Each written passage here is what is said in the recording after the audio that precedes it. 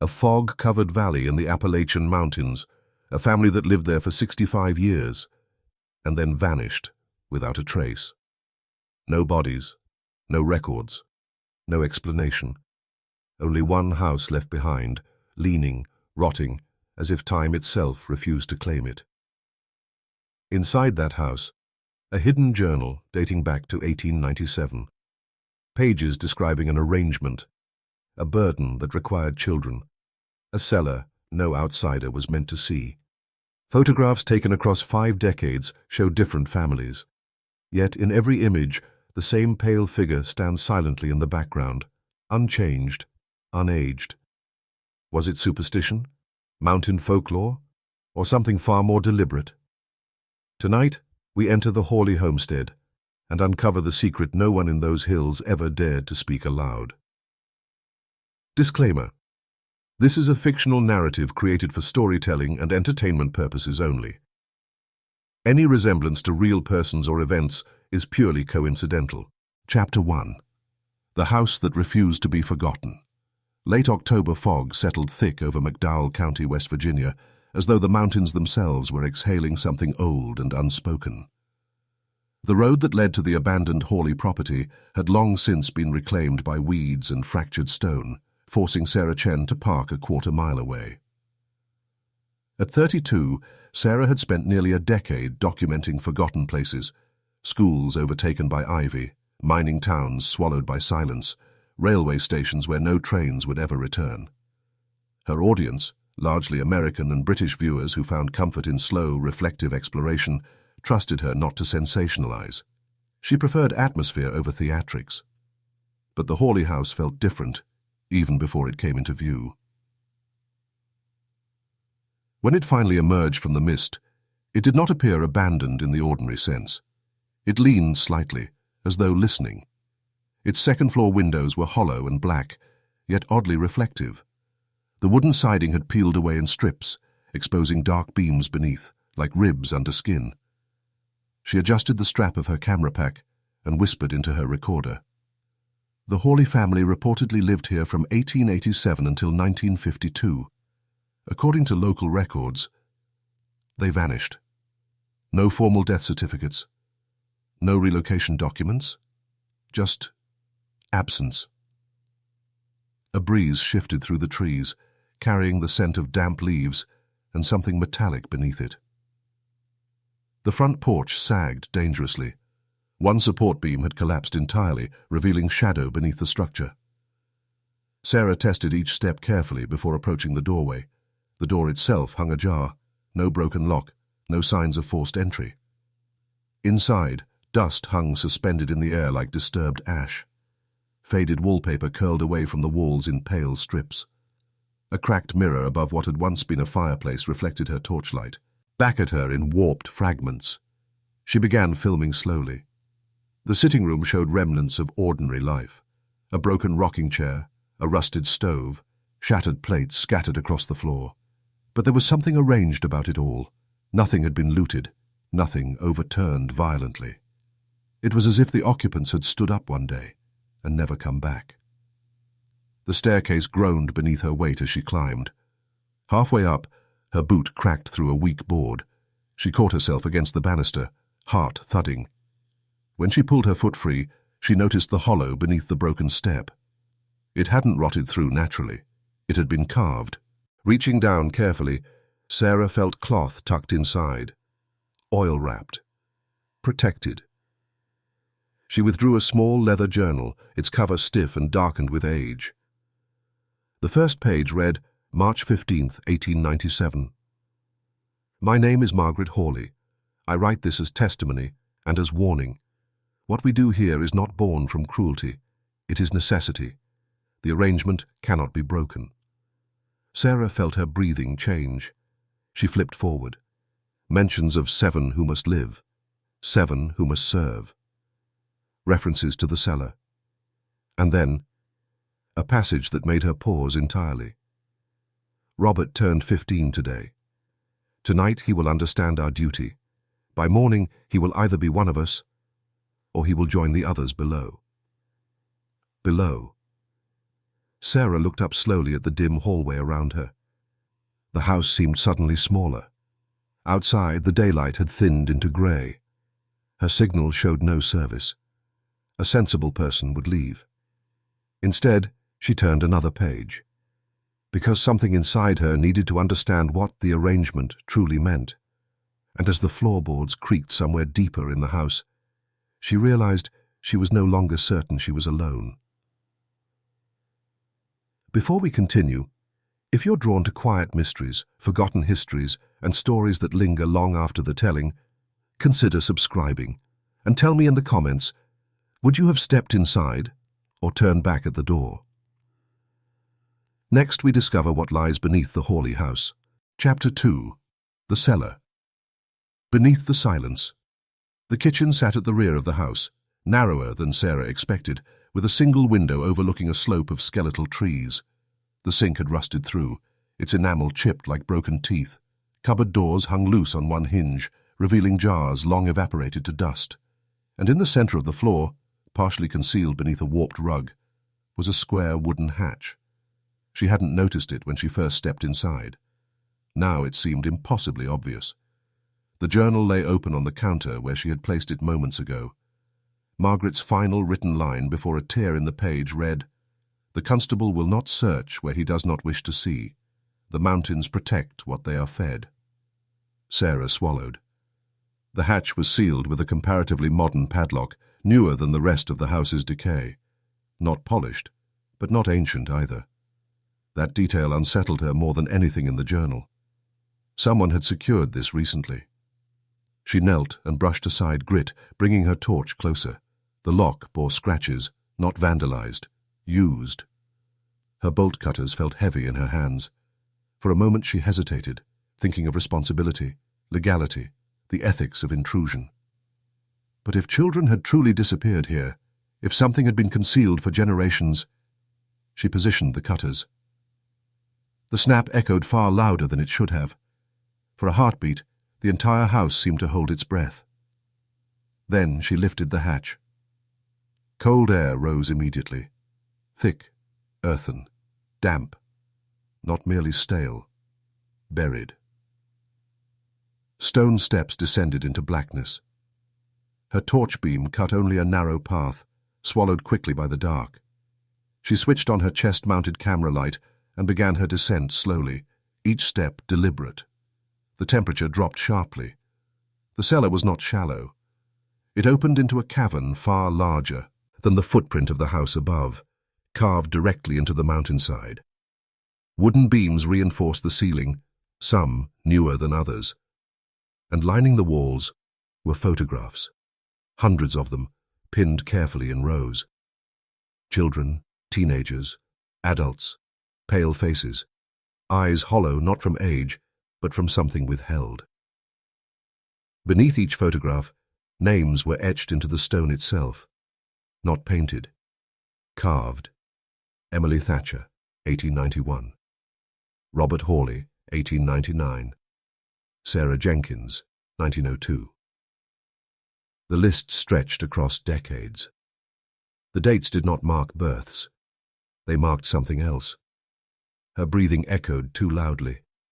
She forced herself to remain calm, focusing the camera carefully across the walls. In the center of the cellar stood a long wooden table. On it lay more journals, stacked precisely. And beside them, 7 wooden chairs, all evenly spaced, all facing inward, none dusty. Sarah stepped closer. The chairs bore no cobwebs, no thick layer of mountain grime. Someone had used them. Recently. A sudden creak from the staircase above made her freeze. She swung the torch upward. Nothing but darkness and steps. But the sound had been distinct, weight shifting, slow, measured. The journal pages fluttered slightly on the table as though disturbed by passing air. Yet there was no visible draft. Her pulse began climbing steadily now. She reached for the top journal on the stack, dated 1935. The handwriting had changed. No longer Margaret's elegant cursive. This was firmer, more angular. The arrangement remains unchanged. 7 must live and 7 must serve. When one weakens, another is welcomed. It is a balance that sustains us all. Sustains. Not protects, not burdens. Sustains. A sudden realization pressed uncomfortably into her thoughts. The Hawley family had not been alone in this arrangement. The carved names included surnames from across mining towns in the region: Thatcher, Mills, Grady, Holloway. Mining camps in this part of West Virginia had been transient communities. Families arrived, families disappeared, records often incomplete. Forgotten people in forgotten valleys. Perfect for secrecy. Another sound, closer this time. A slow, deliberate shift of wood overhead. Sarah turned the torch sharply toward the steps. For the first time since entering the cellar, the darkness at the top seemed thicker. Occupied. Her rational mind offered explanations: wildlife, settling beams, wind pressure shifts. But the front door had been open when she arrived. And the padlock. The padlock had been intact. She stepped backward slowly, heart pounding louder than her thoughts. And in the reflection of her own camera lens, she caught something that did not belong. A pale shape, standing behind her, still. Watching. Next, we discover what has been watching from the top of the stairs. Chapter 3. The Figure in the Dark. Sarah did not turn immediately. Instinct told her not to. The pale shape in the reflection of her camera lens stood just beyond the edge of her torchlight, tall, thin, almost blending with the stone behind it. For a moment, her mind tried to reason with what she was seeing. Reflection, distortion, light flare, shadow, overlap. She slowly lowered the camera, and then she turned. The space behind her was empty. Only the rough stone wall, the rows of photographs, the 7 chairs. Nothing else. Her heart hammered painfully against her ribs. She forced herself to breathe evenly, to ground herself in something physical and real. The cellar smelled of damp limestone and aged wood. The air was still. Too still. She swept the torch beam carefully across every corner. Nothing moved. But something had changed. The chair closest to her, the one slightly to the left of the table, was no longer aligned. It had shifted a few inches outward. Sarah was certain of it. When she'd first noticed the chairs, they had formed a perfect circle, balanced, deliberate. Now one sat slightly askew, not dramatically. Just enough. She stepped back instinctively. "Someone's here," she whispered under her breath. Not for her audience, but for herself.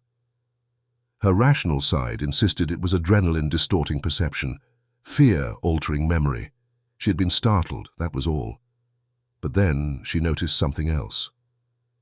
A damp footprint, fresh. On the dirt floor between her and the stairs, not her boot tread. This one was narrow, bare, and smaller than her own. It pointed toward the table. She felt cold in a way that had nothing to do with the temperature. Carefully, she knelt to examine it. The soil around the print was still slightly compressed, as if weight had rested there only moments ago. There were no matching prints leading away. Only one.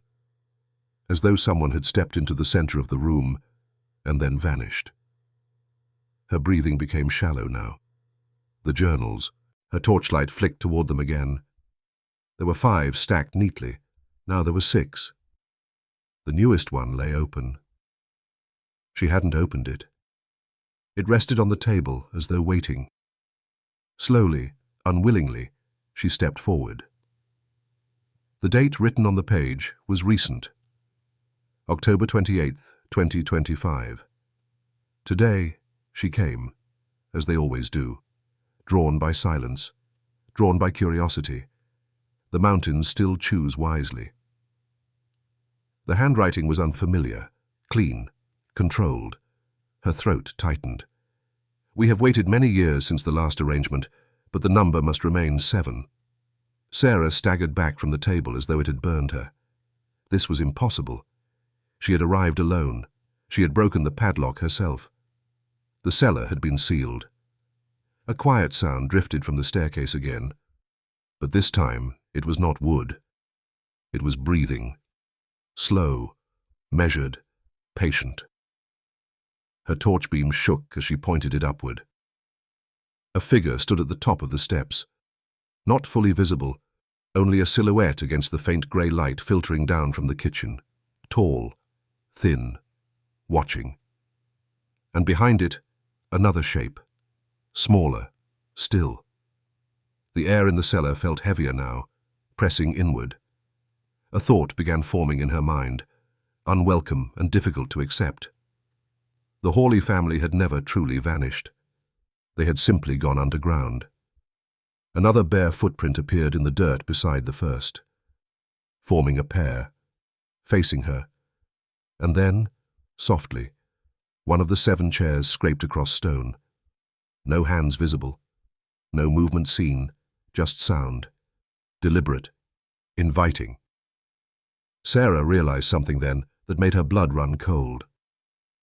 The chairs were not arranged randomly. They were set for a gathering, and one seat remained empty. Next, we discover who stands at the top of the cellar stairs. Chapter 4. The 7 Who Remain. The figure at the top of the stairs did not descend. It did not rush her. It simply stood there, a dark outline framed by the dull light of the kitchen above. Sarah forced herself to speak. "Who's there?" Her voice sounded unfamiliar in the cellar, thinner than she intended.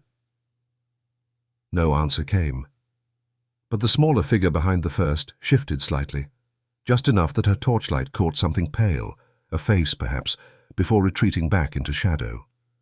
The breathing continued, not hurried, not aggressive, measured, controlled, and not coming from one person. Several. Her mind began assembling something dreadful. 7 must live. 7 must serve. The number was not metaphor, it was membership. The chair beside her scraped again, slowly, until it aligned perfectly with the others. Now all 7 chairs formed a circle once more, complete. Every instinct told her to run up those stairs. Yet something in the posture of the figure above suggested calm certainty, not threat, as if they knew she would not get far. "Sarah Chen," a voice said quietly. It was neither male nor female in tone, soft but steady. "We've been expecting you." The sound did not echo. It settled. Cold crept up her spine. "You know who I am?" she asked carefully. The silhouette tilted its head slightly.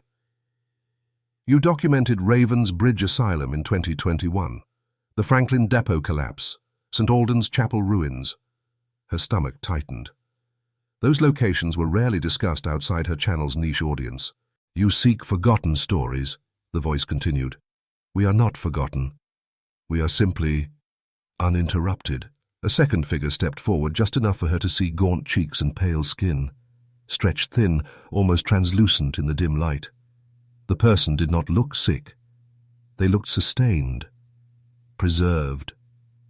"You took children," Sarah said, her voice trembling despite her effort to steady it. Silence followed. Then, "We took what was abandoned, what would not survive winter, what mining camps left behind. We gave them purpose." "Purpose?" she whispered. A third voice answered this time, older, rasped, but calm. "The burden." The words seemed to hang in the air like fog. From the shadows behind the lead figure, more shapes shifted. 6 in total. 7, including the one closest to her. Her breath stalled. All pale, all thin, all watching. Yet none appeared violent. No weapons, no urgency. They observed her with something almost like assessment. "You age," Sarah said suddenly, noting faint lines near the first speaker's eyes. "The photographs. You appeared the same across decades." A faint sound emerged, perhaps amusement. "Photographs capture obedience," the voice replied, "not truth." Her torchlight flickered briefly. The cellar felt tighter now. "And the arrangement?" she pressed. The answer came quietly. 7 carry the weight. 7 absorb what the mountain demands. When one weakens, another replaces them. "And if no one comes?" she asked. A pause. "Someone always comes." The implication settled heavily between them. Curiosity, isolation, the allure of abandoned places. She felt suddenly naive. "You don't kill them, do you?" she asked, though part of her feared the answer. Another voice, younger, spoke from the shadows. "Death is inefficient." Her skin prickled. "Then what do you do?" she breathed. The first figure finally began descending the steps. Each movement was slow, deliberate, unthreatening, until they stood 3 steps above her. "You stay," they said simply. "You contribute. You share the burden. You become sustained." Her pulse roared in her ears. "No," she whispered. A faint smile touched the pale face. "You already unlocked the door." Behind her, one of the chairs creaked. Waiting. Next we discover what the burden truly is. Next we learn why the mountain demands 7 counsels. Chapter 5. What the Mountain Takes. Sarah's back pressed against the rough stone wall. The figures did not lunge, they did not surround her. They simply existed, arranged with unsettling patience, as though time meant very little to them. "You can leave," the first speaker said quietly. The words startled her more than any threat might have. "Leave?" she repeated. "Yes." The simplicity of it felt wrong. Her gaze darted toward the staircase. No one blocked it now. The path upward lay open. "But if I leave?" she asked carefully. The faint smile returned. "The mountain adjusts." That answer chilled her more than restraint would have. "What does that mean?" Her voice barely rose above a whisper.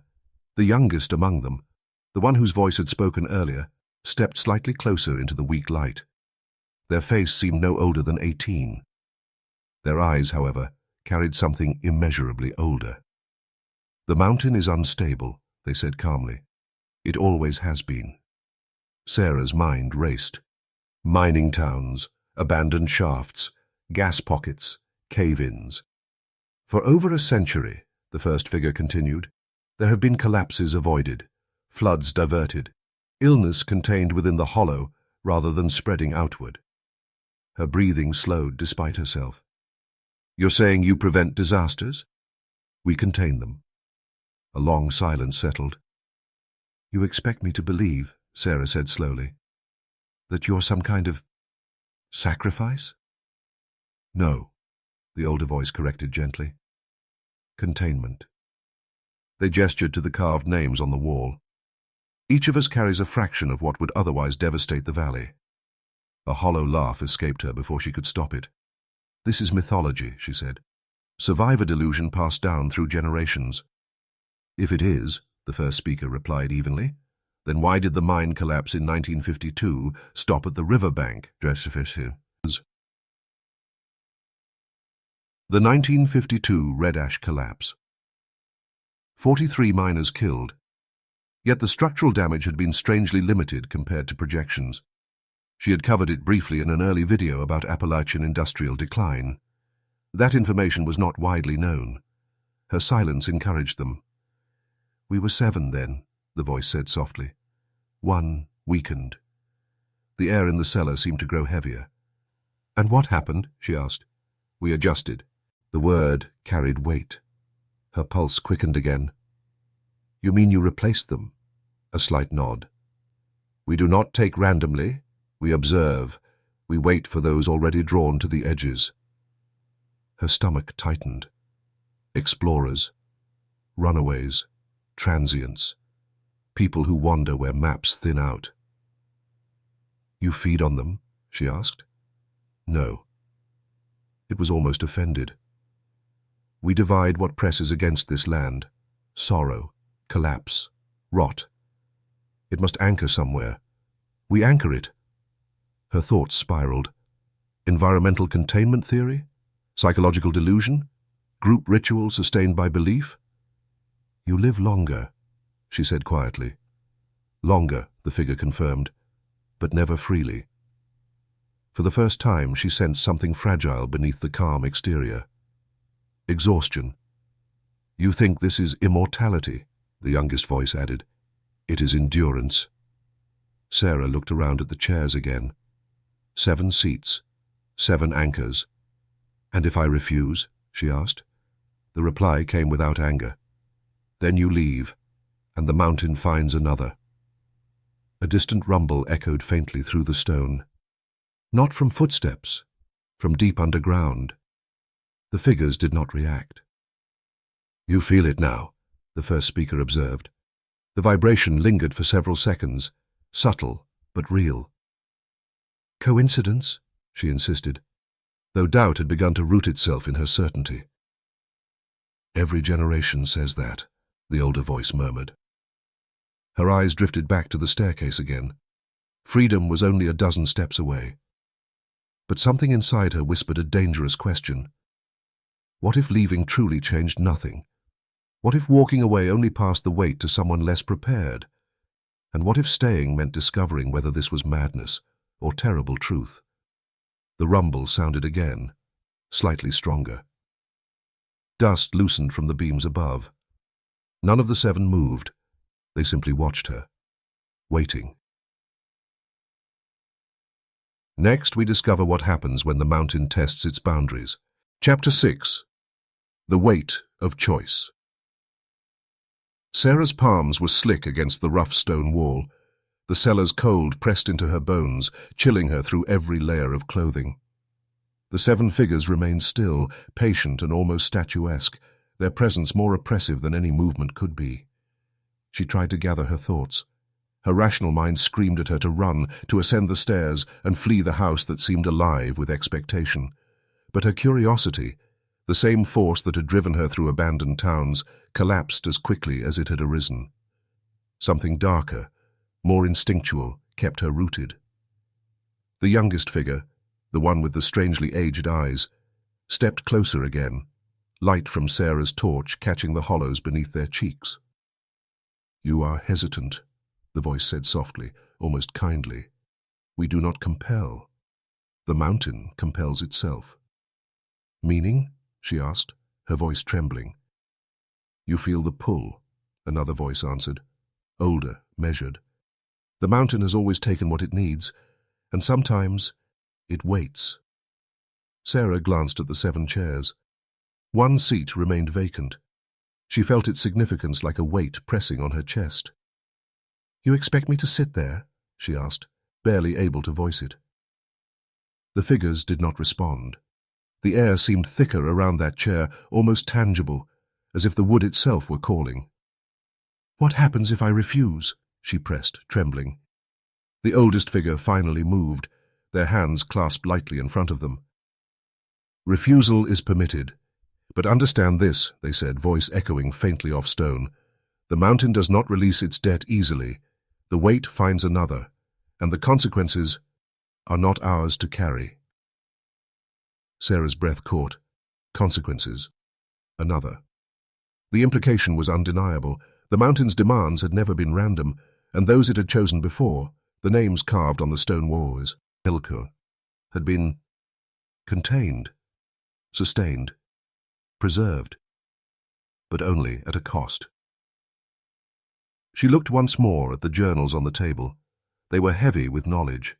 Years of obedience, sacrifice, and endurance documented meticulously. Each generation recorded the same truth. 7 must live, 7 must serve, the mountain must be fed. Her pulse raced. Flight seemed logical, but every instinct screamed otherwise. The hollowed footsteps, the misaligned chair, the soft rumbles from beneath the mountain. They weren't illusions. They were warnings, invitations, challenges. Sarah realized something. Her decision was not merely about staying or leaving. It was about acknowledging the existence of something vast, relentless, and ancient. Something that transcended morality, fear, and even life itself. A faint vibration coursed beneath her feet, steady and insistent. The mountain was testing her, waiting for her choice. Her gaze drifted back to the empty chair. Could she sit? Could she accept this burden, the weight of generations, the responsibility of the unseen? Or could she truly run and leave the consequences behind, trusting that the mountain would not follow? The rumbles grew slightly stronger, as if urging her to decide. Next, we discover who else the mountain has claimed over the decades. Chapter 7. Echoes of the Lost. Sarah's eyes scanned the walls of the cellar again. Every photograph seemed to whisper a story. Children, teenagers, adults, all pale, all staring with hollow, unspeaking eyes. Names etched into the stone beneath each photograph were more than labels. They were markers of lives tethered to the mountain's silent will. She crouched closer, tracing the carved letters with a fingertip. Some names were familiar from local historical records. Emily Thatcher, Robert Hawley. Others she had never heard of. Each carried a date, sometimes decades apart. The repetition suggested cycles, generations returning to the same pattern, unseen, but present. The youngest figure stepped beside her, voice soft, almost intimate. They were chosen because they wandered, the figure said. Orphans, runaways, those no one sought after. The mountain watches the forgotten, and it finds them. Sarah swallowed. Forgotten. That was her audience, her curiosity, her instinct to explore abandoned places. She had become what the mountain sought, drawn to silence, drawn to isolation. A faint whisper rose from the shadows above. "Do you see them?"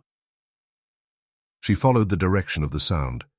A small alcove at the far wall held stacked journals, older than any she had seen. Some were tattered, pages brittle. Others were surprisingly preserved, as if someone cared to maintain them. The voice continued. They recorded their time with the arrangement. They left nothing to chance. Every observation, every failure, every endurance is chronicled, for those who follow and those who remain. Sarah lifted one of the oldest journals carefully. The ink was faded, but words remained legible. March 12, 1907. Thomas Holloway arrived today. He questions the rules. He cries. We assure him it is necessary. By morning, he will understand. A shiver ran down her spine. These were not fictional accounts. Even within a fictionalized narrative, the detail, the cadence, the human element made them painfully real. Some survived, the figure said beside her. Some never did. Why? She whispered. Why do some survive and others disappear? The older voice from the shadows above answered, calm and unyielding. The mountain decides, not us. We only guide, sustain, and observe. Those who cannot bear the weight are returned to it, silently, forgotten. Sarah turned slowly toward the staircase. Her mind raced. The empty chair, the shifting of the seats, the footprints. The mountain did not merely select. It tested, it demanded, and it judged. She realized the stories she had uncovered in abandoned towns, the whispers of vanished children, the rumors of entire families gone. The Hawley arrangement had left echoes throughout the region. The lost had been everywhere, and some of them had lived under the same unseen hand that now watched her. A faint movement caught her attention. Behind one of the photographs, a shadow flickered. Not human, perhaps, but aware, observing, waiting. The mountain was alive in subtle ways, through those who remained and those who had already been taken. Next, we discover the rituals that sustain the arrangement. Chapter 8. The Rituals of Silence. Sarah's chest tightened as she stepped deeper into the cavernous cellar. The torchlight revealed more than she had initially noticed. Symbols etched into the stone walls, faint at first, almost invisible beneath layers of dust and grime. Circles, lines, and marks she couldn't decipher, but the arrangement of them suggested careful, deliberate design. They record everything, the youngest figure whispered from behind. Every pattern, every cycle, every failure, every endurance. The mountain needs order, even in chaos. Sarah's eyes moved back to the 7 chairs. Each seat was worn slightly, polished by unseen hands. Beneath them, subtle indentations suggested long periods of use. This was not just documentation. It was ceremony. "What kind of ritual?" she asked, her voice shaking. The older figure stepped closer to the table, placing a hand on one of the journals. "Every 7 years, the selection is observed. The new arrivals are welcomed. They are taught, they are fed, they are prepared. Only then do they join the circle." Sarah's pulse quickened. "Prepared for what?" "To carry the weight," the voice answered. "To endure, to sustain the mountain, to keep the valleys safe from what lurks beneath the surface." Her mind reeled. Children, teenagers, families vanishing into the mountains, not for personal gain, not for superstition, but for containment, for balance.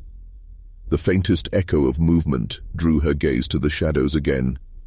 A small alcove revealed implements she couldn't immediately recognize, nothing overtly threatening, but arranged with precision as if used in a precise order.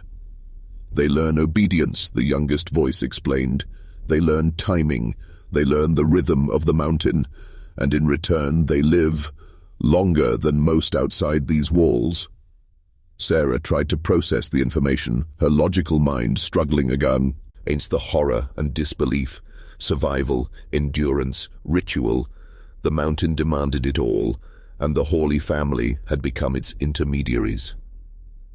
She thought of the photographs, generations of pale, hollow-eyed figures, the same shape appearing across decades, the same faces, unchanged. "They are never free," the older voice murmured, "but neither are the valleys. Freedom comes at a price few can bear." Her gaze returned to the 7 chairs. One remained empty, waiting for a newcomer, waiting for someone drawn by curiosity, by the lure of forgotten places, by the pull of the mountain. Sarah realized with a shiver that her choice was not just about staying or leaving. It was about understanding the rhythm, the ritual, and the role she might play in the centuries-long arrangement. A faint vibration ran through the stone floor. The mountain was reminding her, testing her. Next, we discover what happens during the 7-year cycle. Chapter 9. The 7-year cycle. The cellar's chill had settled into Sarah's bones. Every photograph, every journal, every carved name pressed weight onto her mind. The mountain did not merely claim. It organized, it rehearsed, it measured. Over decades, over lifetimes. "The cycle occurs every 7 years, the oldest figure explained, stepping closer into the dim light. A new selection is observed. Children from nearby towns, runaways, those no one seeks. The mountain chooses them, but we prepare them." Sarah's voice trembled. "Prepare? How?" "They learn the rhythm," the figure said softly. "The weight, how to endure, how to sustain. For 7 years they live under observation. Every action, every thought, measured and recorded in the journals." The youngest figure moved to the alcove, producing a small, leather-bound book. Its cover was worn smooth by time, ink faded. They are taught rules that bind them, rituals that anchor them, and when the cycle completes, they join the circle. Sarah felt her stomach twist. "And if they fail?" A faint, almost sorrowful shake of the head. "The mountain reclaims what it lent, silently, efficiently, forgotten."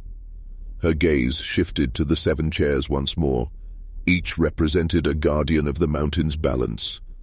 Each had witnessed decades of cycles. Each had carried the burden without faltering, or perhaps without revealing the full weight of it. The vibration beneath her feet grew subtly stronger. The mountain was alive in ways that defied understanding. Its rhythm was slow, deliberate, unyielding. Sarah could almost see the cycles repeating before her eyes. Children disappearing, journals filled, photographs taken, names carved. 7 must live, 7 must serve. The arrangement endured. The mountain endured. "And the figure in the photographs?" Sarah asked quietly. The pale one across decades? A silent pause. Then the old, best voice murmured, "They are the anchor, the constant, the observer, the reminder of what has always been and what must continue."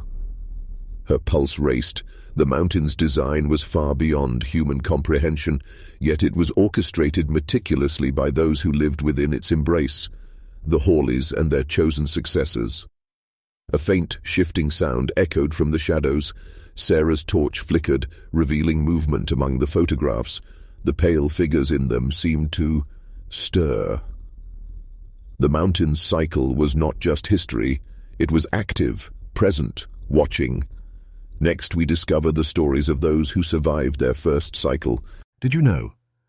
In the Appalachian Mountains, especially in West Virginia and surrounding states, dozens of coal mining towns boomed in the late 19th and early 20th centuries as families moved in for work, building communities around only one industry, coal.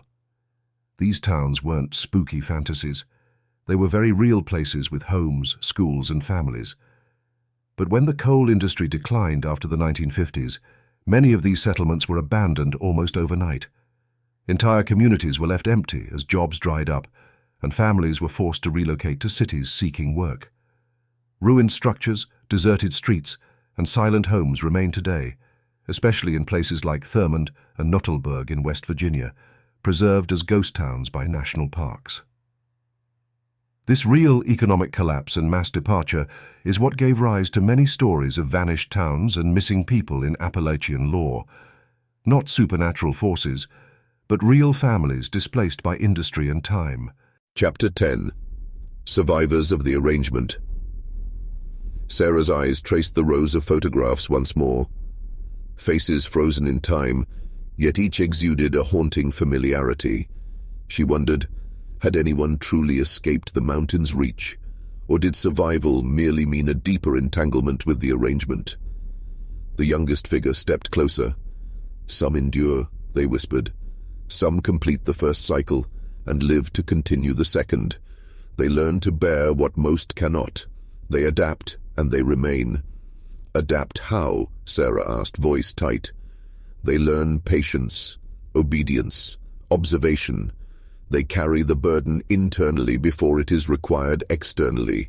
Those who survive are careful, calculated, measured. They know the consequences of failure." The oldest figure gestured toward the journals.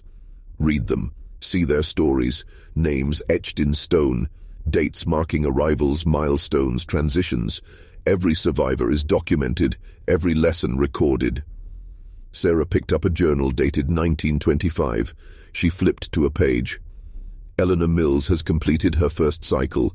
She has learned restraint, endurance, and how to maintain the balance. She now sits among us, her place secured for life." A cold realization gripped her. The photographs on the walls were more than records. They were maps of survival, indicators of compliance, and those who could not adapt were gone entirely.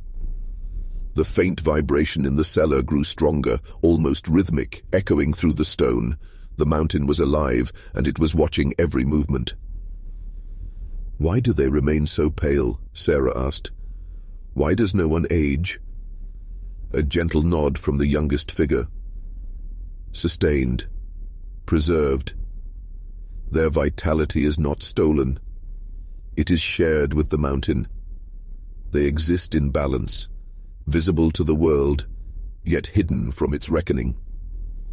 The air seemed heavier now, pressing in around Sarah. Her gaze returned to the 7 chairs. One remained empty, waiting. "And if I remain," she asked, barely above a whisper, "you will learn, slowly. The first cycle is only the beginning. Patience, observation, endurance. You will see the mountain's rhythm and your place within it." The shadows seemed to shift subtly. Figures moved silently, adjusting positions around the circle. A faint scrape of wood reminded her that every detail in this cellar was deliberate. Her heart raced. The arrangement was not random. The mountain did not forgive curiosity. But the pull, the mountain's call, was undeniable. Next, we discover the hidden entrance to the mountain's inner sanctum. Chapter 11. The Inner Sanctum. The cellar seemed endless. The walls of carved stone stretched farther than Sarah had initially imagined, lined with photographs, journals, and the 7 chairs, each a testament to the enduring Hawley arrangement. Yet something beyond the immediate space called to her, faintly at first, a pull she couldn't resist. "Follow," the youngest figure whispered, moving toward a far corner.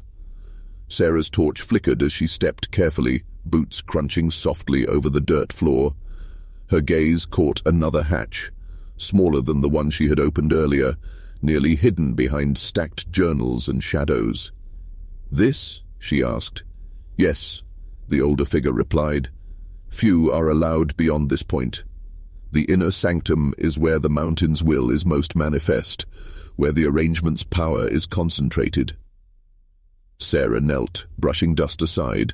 The hatch was heavier than expected, reinforced with iron bands, not simply stonework, deliberately built to remain sealed. Her pulse quickened. What lay beneath had not been touched in decades. Or had it? The eldest figure's voice echoed softly. "Inside lies the source, the truth of our endurance, the balance the mountain requires. Only those who choose fully may enter. Those who hesitate remain outside its weight." The youngest shifted, gesturing toward the hatch. The mountain watches from below as carefully as it does from above. Every step is recorded, every breath noted. The inner sanctum is sacred. It is not cruel.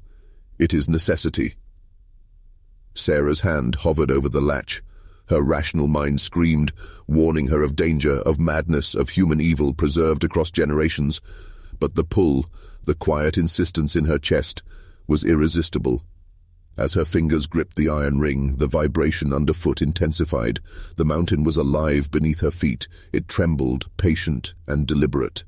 "You cannot fully leave now," the eldest voice murmured. "Curiosity is a commitment, observation a responsibility. Choice will decide your place."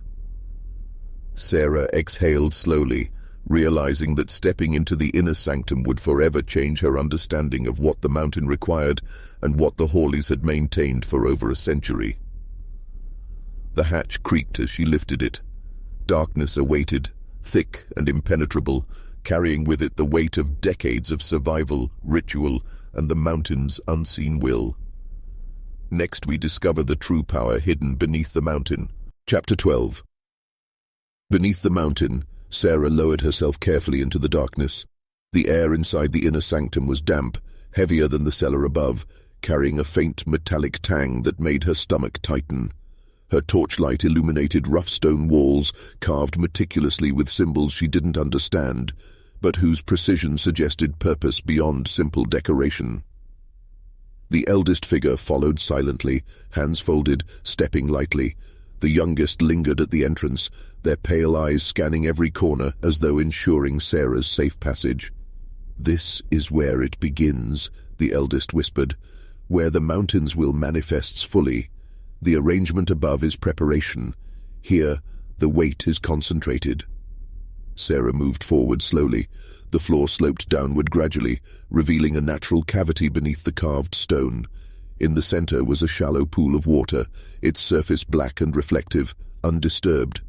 Surrounding it were strange markings, more circles, symbols, and names etched deeply into the stone. "The water," the eldest continued, "is a mirror, not of reflection, but of consequence. It records what enters, what endures, and what is lost. Generations have contributed to it." Sarah's chest tightened. The room felt alive. The faint vibration under her feet had intensified, as if the mountain itself was pulsing, breathing, testing her. She knelt closer to the water. Beneath the torchlight she could see faces, fleeting, distorted, shimmering just beneath the surface. Children, teenagers, adults, some familiar from the photographs above, others unfamiliar, yet unmistakably human. "They remain," the youngest explained softly, "anchored here until they are ready.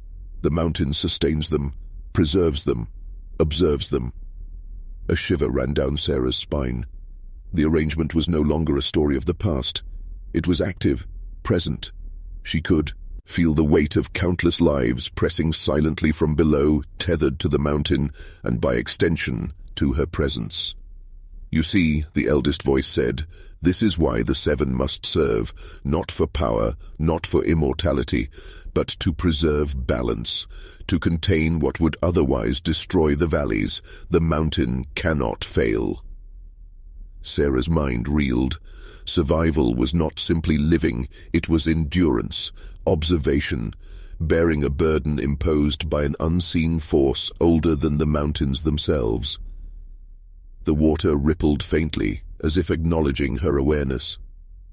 She realized that stepping into the inner sanctum was no longer a choice. By curiosity, by observation, by her very presence, she had been marked. Next, we discover the trials that the mountain imposes on the newly chosen. Chapter 13. The Trials of Endurance.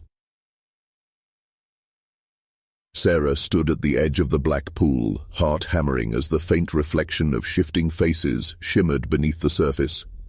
The mountain's weight pressed on her from all sides, from the cold stone walls, the stagnant air, even the floor beneath her boots.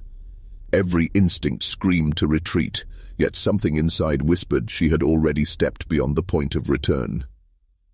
The eldest figure moved closer, voice calm yet commanding. Observation alone is not enough. To endure, one must submit to the mountain's rhythm. The trials begin immediately, and they are subtle. Pain is not always physical. Fear is not always obvious. The mountain tests mind, body, and will. Sarah swallowed. Tests? Like what? Choices, isolation, temptation, each designed to see if you can bear the weight of what must be carried. You will confront truths that most cannot face, and you will make decisions that will ripple across generations. The youngest figure knelt beside the pool, tracing the surface lightly with a finger. Many enter curious, few emerge balanced. Those who fail are returned to the mountain, silently, forgotten. A low vibration ran beneath her feet. The pool's surface shifted, showing glimpses of figures, children, adolescents, adults, each caught in their own trial. Sarah realized she could almost see their fear, their confusion, their submission. "The trials are not cruel," the eldest continued. "They are necessary. Without them, the cycle breaks. The mountain loses balance and the valleys suffer. We sustain it, and those who endure sustain themselves. Pain is a teacher. Endurance is survival." Sarah's gaze returned to the 7 chairs above, imagining the sequence. The cycles, the photographs, the journals, the names etched in stone. Each individual had faced tests. Each had either succeeded or vanished quietly. A soft scrape echoed from the shadows. The youngest figure gestured toward the pool. "The first trial is confrontation. What do you fear most, and are you willing to face it?" Sarah's throat tightened. She thought of the empty chair waiting for her in the cellar, the footprints that had appeared without explanation, the shifting shapes in the photographs. She realized the mountain's trial was not just physical or mental. It was existential, and it had begun. Next, we discover the first trial Sarah must face. Chapter 14. Facing the First Trial. Sarah's knees trembled as she stepped closer to the black pool. The faces beneath the water's surface seemed to ripple with anticipation, each one frozen in a silent scream, a silent plea. The mountain's presence was heavier here, tangible, almost suffocating. "You must confront yourself," the eldest figure intoned. "Your fears, your regrets, your impulses. The mountain observes all. Only by acknowledging them can you endure." Sarah swallowed hard. "Confront myself?" "Yes," the youngest whispered softly. "The pool reflects not your appearance, but your essence. Everything you hide, everything you deny. The first trial is not pain, nor hunger, nor sleep. It is honesty. Brutal honesty. Her torchlight wavered as she gazed into the water. At first she saw only her reflection, tired, pale, eyes wide with terror. But slowly the surface shifted. Distorted shapes emerged. Her past decisions, her regrets, her failures, all manifested in ghostly, writhing forms. The abandoned places she had explored, the towns she had documented, the people she had left behind. They surrounded her image, accusing, judging, waiting. "You cannot turn away," the eldest said. "The mountain does not allow it. You see all, and you carry all. Survival begins with understanding the weight of your own shadow." Sarah's breath came in shallow gasps. Every misstep she had ever taken, every moment of hesitation, every choice driven by curiosity and vanity, all were amplified in the pool. The faces of the lost children she had researched, the tragedies she had brushed past in her videos, stared at her accusingly. "You must name them," the youngest voice said. "Acknowledge the ones you could not save, the ones you could not help, the ones who depended on your attention. Only then can the mountain grant you passage." Her hands shook as she extended them toward the what. Here. The rippling forms seemed to draw closer, seeking recognition. She whispered the names softly at first, then louder, until the cellar echoed with her voice. Emily Thatcher, Robert Holly, Eleanor Mills, every face from the journals and photographs. The water stilled. The pool reflected only her image now, clear, solid, grounded. The tremor beneath her feet softened. "You have begun," the eldest said quietly. "This is only the first trial. Endurance is not mercy. It is preparation." Sarah stepped back, her chest heaving. She realized the mountain's challenge was ongoing. The trials would not end with this confrontation. Each step deeper demanded more, required more, revealed more. Next, we discover how the second trial tests both body and will. Chapter 15. The Trial of Will. Sarah's pulse still raced from the first trial, but the mountain's weight remained heavier than ever. The black pool lay calm now, yet she knew it had merely been a precursor. The next trial would not be gentle.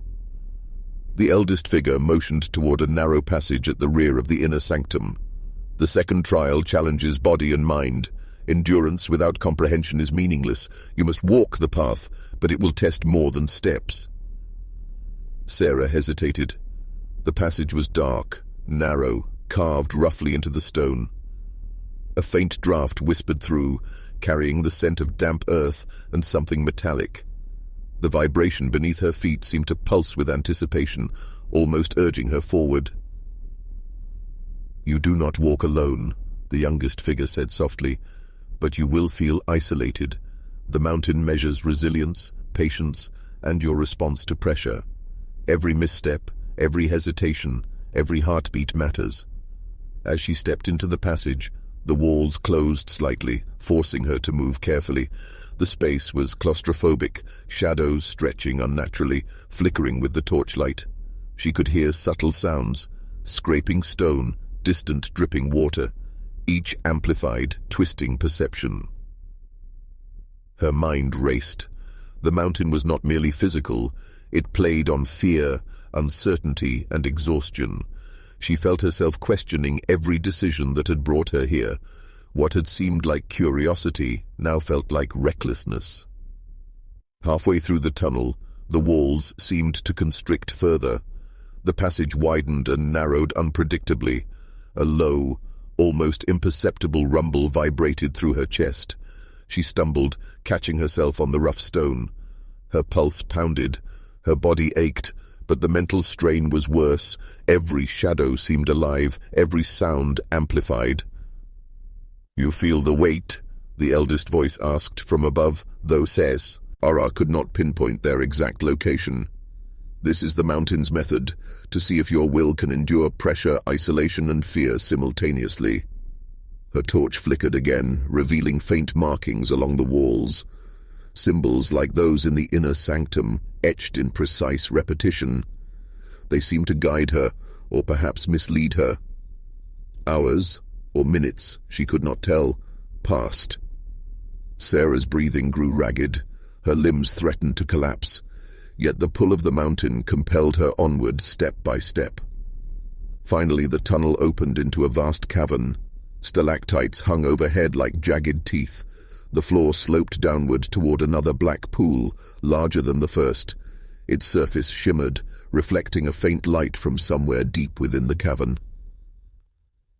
"You have walked far," the eldest voice said softly, echoing through the cavern. "Few reach this stage without faltering. Few endure what is necessary to carry the weight." Sarah's legs shook, but she knew the mountain was not finished. The second trial had only begun to reveal the limits of her will. Next, we discover the purpose of the second pool. Chapter 16. The Pool of Resolve. Sarah stepped cautiously toward the larger black pool at the end of the cavern. Its surface was smooth, unnervingly still, reflecting her pale, trembling figure like a perfect mirror. The faint torchlight flickered against the stone walls, throwing the stalactites into jagged, almost predatory shapes. "This pool is different," the eldest voice said from somewhere above, echoing softly through the cavern. "It does not reflect the past. It does not show regret. It reveals potential, what you could endure, what you could become, or what you could lose if you falter." Sarah peered into the water. At first, she saw only her reflection, pale and strained. But slowly the surface began to shimmer. Distorted images emerged. Herself navigating the cellar, the inner sanctum, the tunnels. Herself facing impossible choices, moments of weakness and sudden courage. Every decision, every hesitation, every fear manifested in shadowy forms. "The mountain tests comprehension now," the youngest whispered from the shadows. "You must see yourself clearly, recognize your limits, acknowledge them and push past them. This is the trial of resolve." Sarah's heart pounded. Her legs ached, her mind screamed for escape, but the reflection forced her to confront herself, not just her body, but her determination, her endurance, her willingness to accept the weight of what the mountain demanded. A vibration ran through the stone floor, faint at first, then stronger. It seemed to pulse in rhythm with her own heartbeat. The pool's surface rippled, forming images of the previous 7 anchors who had endured, who had survived their cycles, who had transformed into the mountain's sustaining agents. "You will not leave this trial unchanged," the eldest voice said. "Those who fail are returned. Those who endure are chosen." Sarah's hands clenched at her sides. Every instinct urged flight, every nerve screamed danger, yet she realized something crucial. This was no longer about curiosity. This was no longer about documenting abandoned places. It was about survival, understanding, and endurance. A shadow flickered across the pool, forming the vague outline of someone, perhaps herself, perhaps another, standing in one of the 7 chairs. A faint whisper echoed in her mind.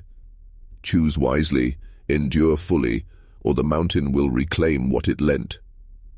She took a slow, deliberate step forward. Her reflection shimmered, then steadied. The first ripple became a ripple of comprehension. The trial had begun. Next, we discover the consequences of failure within the mountain's inner sanctum. Chapter 17. Consequences of Failure. The cavern was silent, except for the faint lapping of the black pool. Sarah's reflection stared back at her, steady now, but the memory of every trembling shadow lingered. The mountain had a rhythm, a will, and it did not forgive hesitation. "You understand the stakes now," the eldest voice murmured from somewhere above. "Endurance is not optional.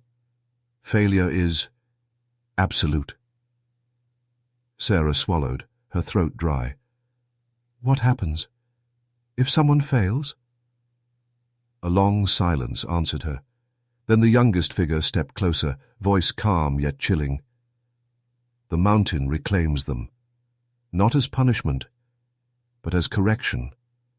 The weight is returned, absorbed, redistributed. Those who falter are erased from the cycle, forgotten, their names never etched, their essence folded back into the mountain's will. Her stomach twisted. She thought of the carved names on the cellar walls, the countless photographs. She had assumed the pale figures had all survived. Now she realized some faces were missing, casualties of failed cycles, consumed quietly to preserve the balance. The vibration beneath her feet intensified. The pool's surface shimmered again, showing images of struggle, figures collapsing under pressure, faces contorted in fear, bodies refusing to move, dissolving slowly into darkness. No scream, no warning, only absence. "The mountain does not waste," the eldest voice continued. "Every loss strengthens the arrangement. Every failure ensures that the cycle endures. Those who survive must bear the knowledge of what has been lost. It is their burden to carry as well." Sarah's hands trembled. The chair she had seen in the cellar, the empty seat awaiting her. It was not simply a position. It was a responsibility, an anchor, a choice between endurance and disappearance. The youngest figure leaned close, whispering softly, "Those who endure are not stronger than other men, as they are simply willing to accept what others cannot, to observe, to act, to hold the weight without faltering." Her pulse thundered in her ears. The mountain's presence was all around her, silent, patient, relentless. Survival was no longer about curiosity. It was about understanding the consequences and choosing to endure fully or vanish quietly into its unseen depths. Next, we discover how Sarah is tested beyond observation, through action and decision. Chapter 18. The Price of Participation. Sarah stepped back from the black pool, her mind reeling. Every step she had taken through the cellar, the inner sanctum and the tunnels had led her here. She now understood the mountain's demands: observation, endurance, and acceptance. But there was another layer she had yet to grasp: participation. "You have seen the consequences," the eldest voice said, calm but heavy with gravity.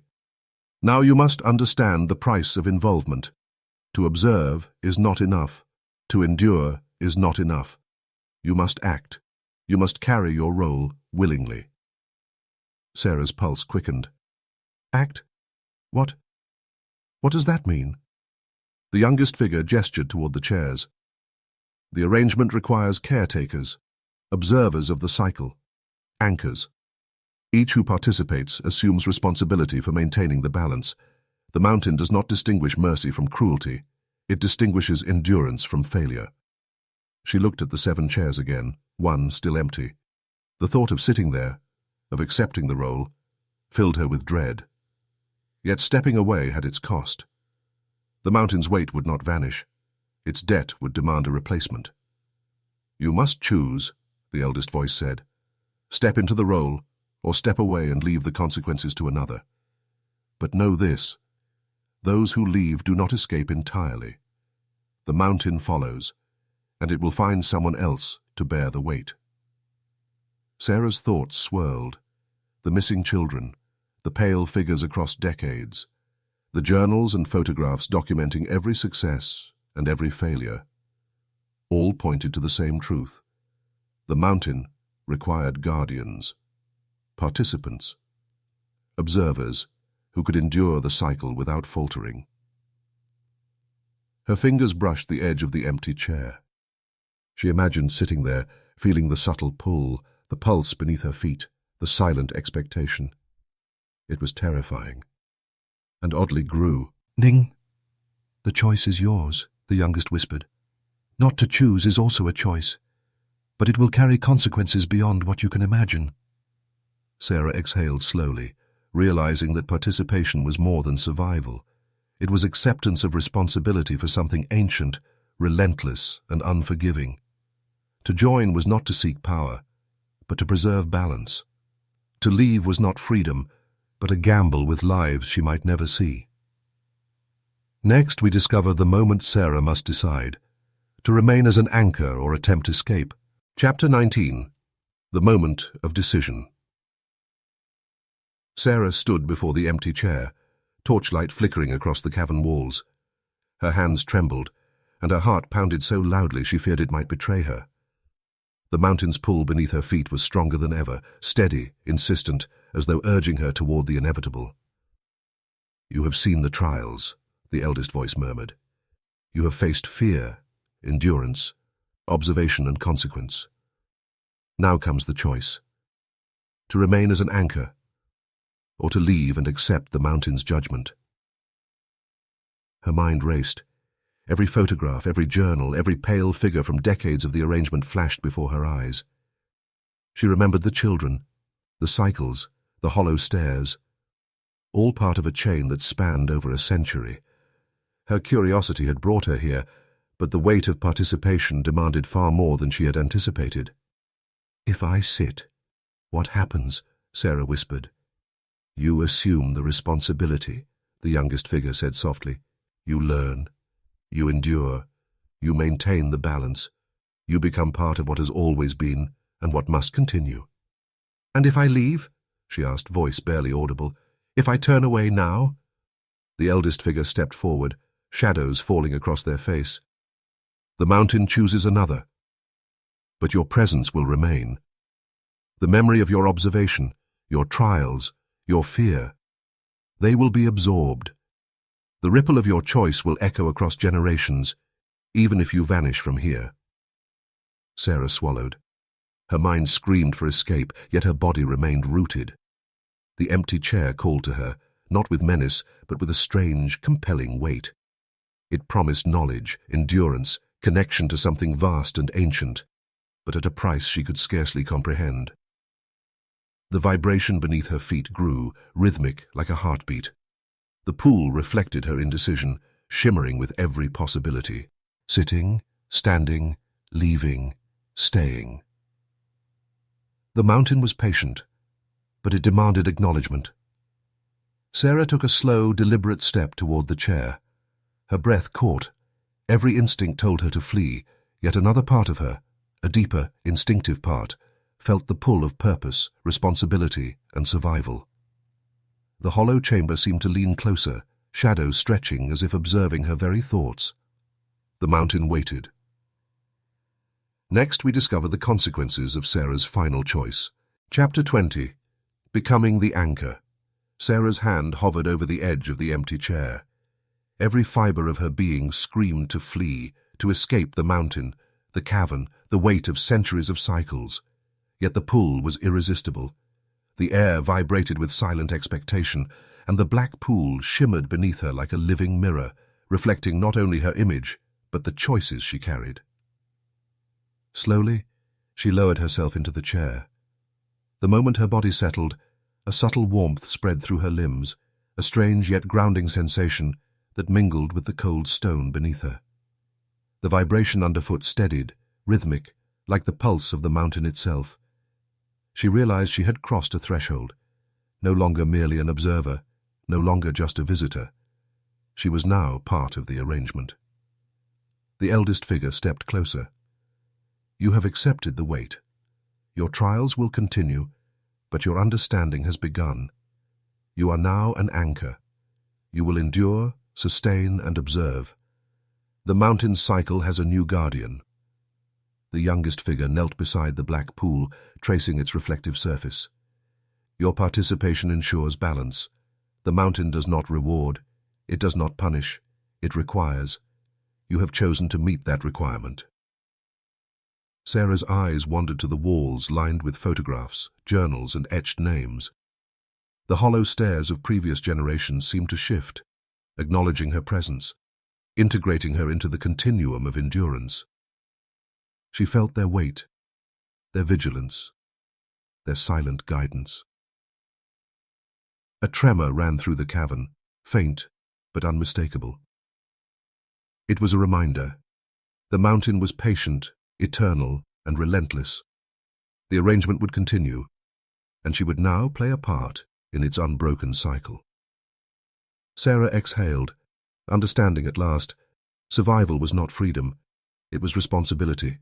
Observation was not curiosity, it was vigilance. And endurance was not merely persistence, it was transformation. The black pool shimmered once more, reflecting her face alongside the pale, hollow-eyed figures of generations past. She was no longer just Sarah Chen. She was part of the mountain, part of the arrangement, part of a story that stretched across decades, sustained in silence, ritual, and inevitability. As the torchlight flickered, she realized, the mountain does not forget. It never releases. It only demands that those chosen endure, and now she would endure with it for as long as it required. The end.